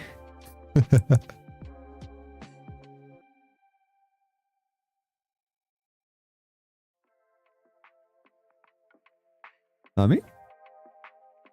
Oh, I'm sorry. Push to talk. I was pressing the wrong button. I was pressing the wrong button. I was thinking that you were probably doing something like that. Oh, yeah. I was pressing the wrong button, which has happened a lot. But anyway, what I was saying is for my VTuber is very much natural. When I dye IRL, which I've had a blue before, is very obviously a dye. But for my VTuber, it is natural blue hair. What is your natural hair color IRL, if I may ask? Brown. Brown? Hey, brown hair gang. Which is hard to keep it blue because I have to bleach it first, and that's never healthy for your hair. No, it ain't. I used to straighten my hair with just a straightener because my hair is like extremely fucking curly, and I had to stop because if you do it too much, guess what? Damage. Yeah, I get that. So at some point, I think later this year, maybe early next year, I'm gonna go for a Brazilian blowout. Ooh. Where you know what it is. Yeah, with the keratin, is it keratin treatment? Not exactly sure how they do it, but I know what it is. Yeah. I know it has something to do with keratin, and that's about it. And it straightens out the hair for anything between 2 to 6 months, depending on how well you take care of it. Well, that's cool. That'd be cool. All right, let me.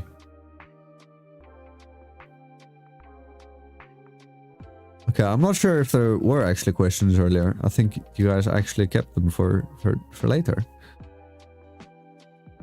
What's the here you play the most in, or what are they called? The champions in Valorant? Agents. Agents. That one. Yeah, they're agents. I play. So I have 4 that I play, and it depends on my mood. I play Viper, Sage, Reyna, and KJ. I started off as a KJ one trick, and then when I started doing competitive, I was like, oh, if someone takes my agent, I don't have anyone else to play. So that's when I started learning playing Viper. But which is funny because people, especially girls, when they first start playing, they play Sage. I didn't start playing Sage until I was in an all-girls Valorant tournament, and all of us played pretty much the same agents, and so they let the higher ranked girls take Viper and KJ. So then I was stuck playing Sage, which is supposed to be a very easy agent to play. But if you're not used to, which ability is on which button, like it takes you a second. Yeah. And even though she is very simple to play, but I wasn't used to having already automatically knowing which ability goes where. And so I was pretty much learning how to play Sage in a tournament. And I was like, I am never doing that again. I got to learn Sage and actually play her. Most people play her passively because, she's a healer. But I have been inspired by 2 different Sage main players that are actually Radiant level, Flow Ascendant and Grim, because they play her more like a battle Sage is what they call it, where they'll heal, but they pretty much are very aggressive. And it's more fun that way, in my opinion. So I've been having fun playing her that way, and I've had some of my best games as Sage, so that's been fun.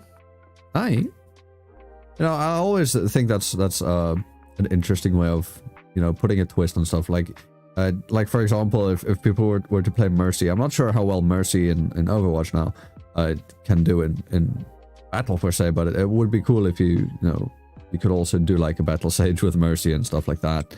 Yeah. Whereas I played Mercy. Oh, you did? Whenever I actually played Overwatch on Xbox before I had my PC, and that was like the main game I played, and I was a Mercy main. Hey. And it was fun whenever you could switch to Battle Mercy, but that wasn't not very easy to do. Like with Sage is very easy to do, in my opinion. All right, we've got a question from Dubkun. Waffles or pancakes? French toast.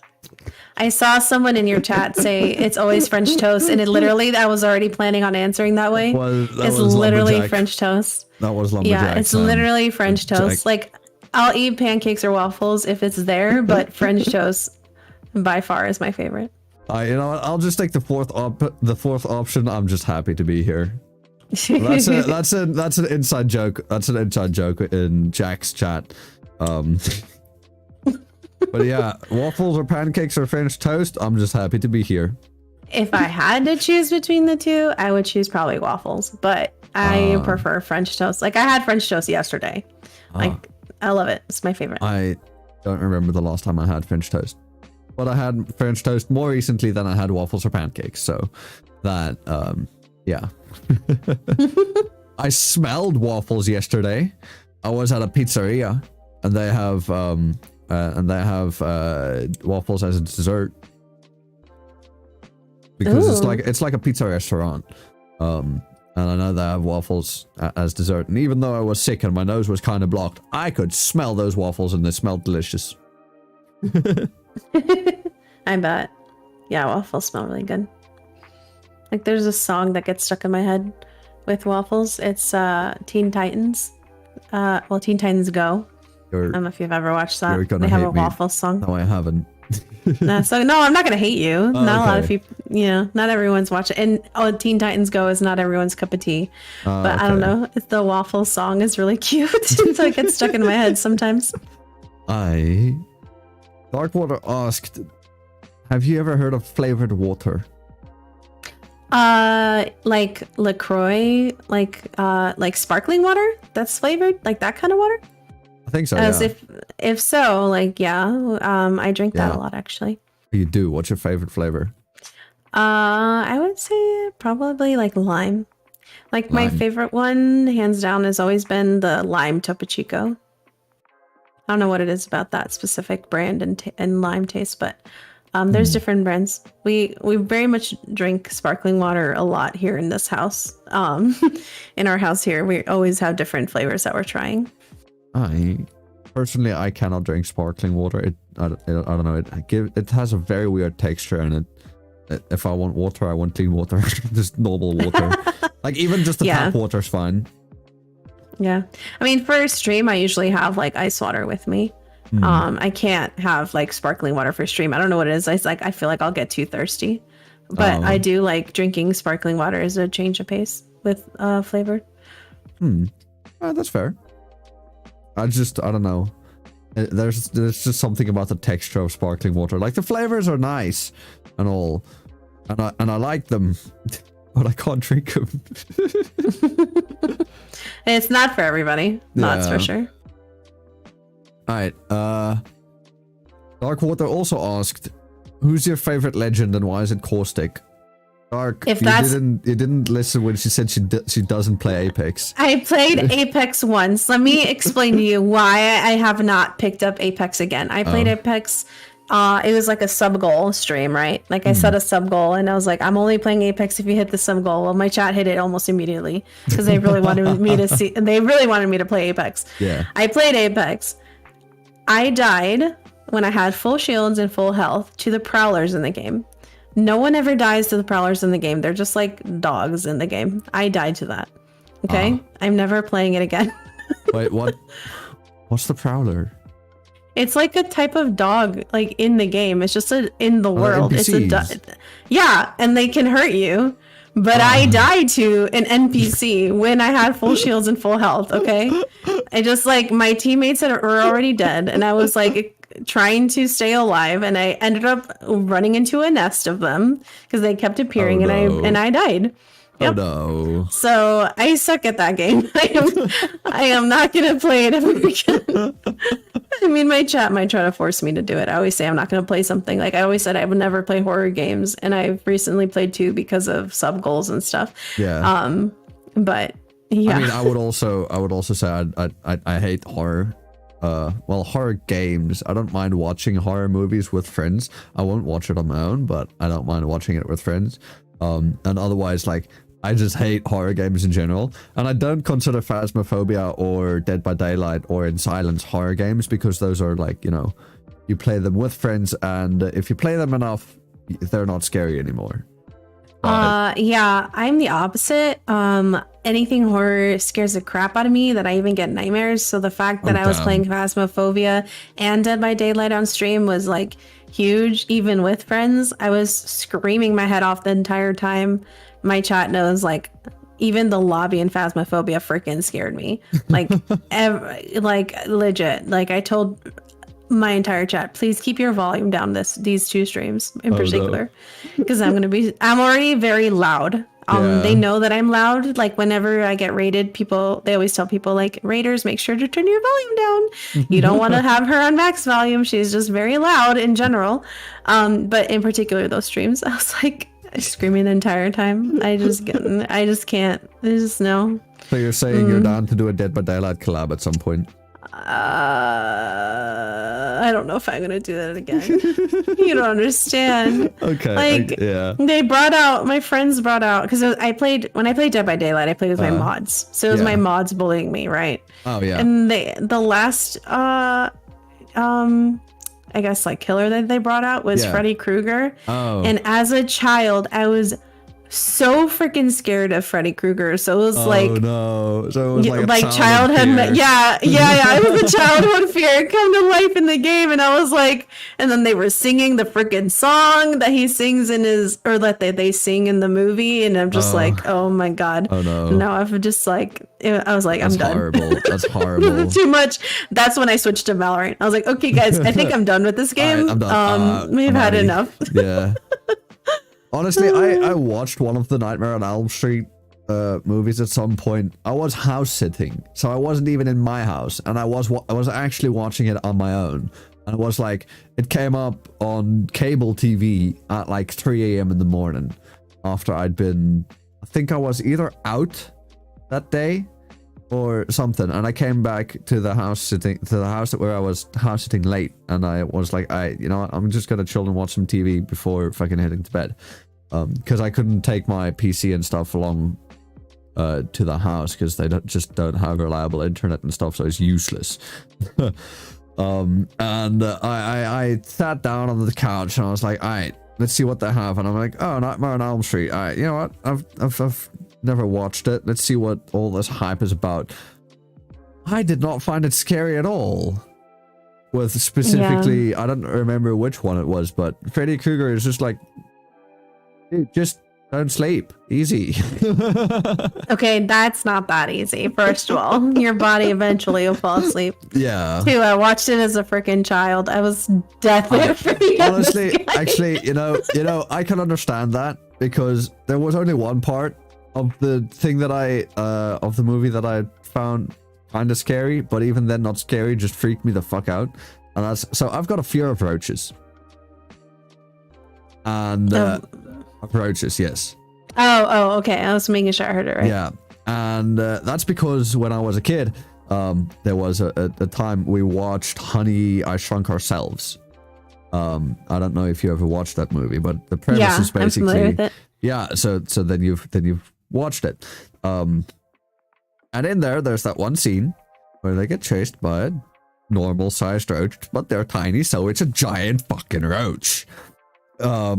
And after we watched that, I went into the garage in our house, and as I came out, there was a roach on the step, and it chased me. As a kid, yeah, I can see that. I was like less than probably around 5 years old or something, because it was still in my old house, so it was before 2006. I was definitely like 5 years old or less, and it fucking chased me, and ever since then I've had a fear of roaches. It's gotten better. I will still jump if I see one in my room or whatever the fuck, because you know they just come into the house. It's not necessarily that the house is like, you know, infested or anything. It's just garden roaches sometimes find their way out of the garden and into the house. Yeah. And yeah, it's just that there's that one scene in one of the Nightmare on Elm Street movies where the chick gets stuck in, where she gets like shrunk in her dream, and she gets stuck in a roach trap, and she turns into a fucking roach. Oh god. I found it kind of funny because the graphics and shit, you know, it's so bad. Yeah, I've blocked out any memory of it. I just remember that there was a guy that would kill you in your dreams, pretty much, and there was a creepy song. I've blocked out everything else, so I honestly don't remember what the movies are about. But I will never watch them, even to be like, oh, I wonder what they were about. No, I'm not going to. I'm never gonna watch them. Never. And yeah, no, I know Freddy Krueger is in DBD as well. I've played against him once. Kind of a weak killer, not gonna lie. Yeah, probably. I just was screaming my head off because they were, you know, and I was like, oh god, the memories. Alright, let me, Lumberjack or Jack, you're not gonna bully me. I'll bully you. How are you gonna bully me and what? But okay, not gonna ask. Stu, will you play Sonic on stream? The Sonic nerd kicked in. Aw, I'll be honest with you, I probably won't. Like, I'm just very like, maybe one day, I don't know. I always say I probably won't, and then I end up playing the game. But for the most, the most part I do play just like Valorant and throw in variety games every now and then. I'm not like a true variety game streamer, because I know some streamers, like, they truly are a variety gamer and they can like do anything, but it's just, I guess it's just not me. Yeah. I feel that too, because personally I'm just like, I like streaming. If I'm playing games with friends, I don't mind streaming that, but otherwise I mostly just stream like story focused games. So that would be stuff. I recently finished a long playthrough of Red Dead Redemption 2, And yeah, I just like stuff with stories. They just help me carry the stream easier. Yeah, makes sense. And then, okay, other question. Leela Bennett said, "Don't ever watch mirrors if you're scared of mirrors." I made the mistake of doing this. Oh no. I probably won't watch it because it just makes me think of like when you're a kid, they say don't say like what is it like? I think I it's don't Bloody remember. Mary, isn't it? Yeah, is it Bloody Mary? Like you say her name 3 times or something. Yeah. It just reminds me of that. So I probably would, if I like saw there's a movie about mirrors, I wouldn't watch it. So I will take your advice and not watch it. We had a thing where if you would take 2 pencils and you put them on top of each other and you cross them, and you say, I think it's like Charlie and something. Like you take a paper, you draw like yes, no, maybe something. It's basically like a fucking makeshift Ouija board. And then you put the 2 pencils on top of each other and then you say Charlie, you ask a question, and then the pencil moves and then it does something like that. I never did it myself because I was scared shitless. But actually, Oh yeah, I me wouldn't either. mind- I would never do that because that stuff freaks me out. But I've been getting into like well, not been. There was a phase where I got into like paranormal shit and like looking, just watching paranormal investigations. I know most of them are fake anyways. But there's always that hit of just like, but what if? Oh no, I've personally experienced stuff like that, so I stay away from okay. that. No, I won't touch it with a 10-foot pole. I'm sorry. I mean, I'm not saying the paranormal is fake. I'm just saying the people that make YouTube videos about it. I know that a lot of the stuff. Oh they yeah, do a is lot of fake. those. Yeah, I'm a not lot of saying those that- tend to be fake. I'm not saying that like Yeah. I don't believe in the paranormal. I do, because we sometimes see a ghost in our house. We've previously had an exorcist come to the house too. At some point, because we had a maid who worked here, and I don't know why, but for some reason she placed some kind of fucking curse or something, and we had a priest and exorcist come check it out, and they were like, wow. there's some bad mojo right here, and it was right next to my room. Oh my god, I'm sorry you had to deal with that. Don't worry, it was when I was still little. I don't remember shit.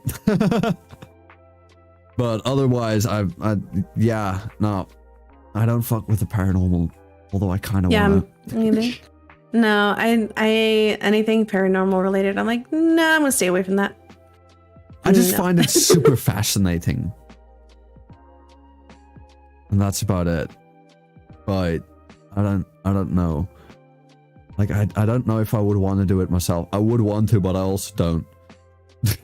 It's like one of those things where it's like, you see a super scary roller coaster or something. It's like, I don't want to go on that, but I also do. But I really don't want to go on it.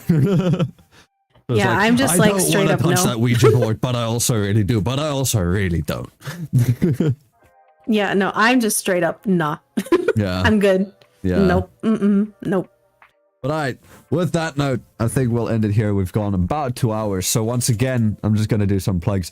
Make sure you guys go check out It's Tsunami Cat on Twitter and Twitch. You spell it exactly as how you would think. It's just ITSTSUNAMICAT. That's It's Tsunami Cat on Twitter and Twitch, and I think also the same on YouTube. And otherwise, make sure you also go check out fnv.crd.co for everything to do with the show. There you can find all of the links to the audio only platforms that those platforms are currently Spotify, iTunes, Google Podcasts, and Anchor FM. Yes.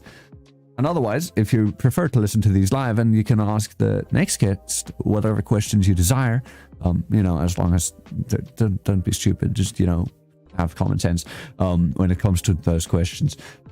Make sure you come catch the next episode live on my YouTube, which is youtube.com/ZarastroCH. That's ZARASTROCH. Every Friday. We haven't missed one yet. Actually, no, we missed New Year's, because New Year's was on a Friday. But there was no way that I was going to get a guest to settle on New Year's. So, yeah, but otherwise, Yeah, makes sense. we have not, and also I was fucking drinking. I'm not hosting a show on New Year's. Yeah, What do you mean? you can take a break. You can take a break one time. Yeah.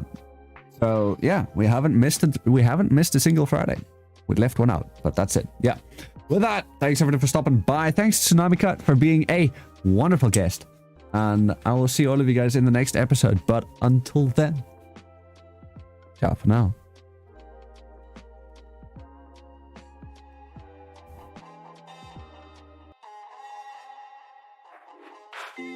Sun goes down, our spirits free. Nothing left but our energy. Take my hand, we can go and see a world unknown. Come explore.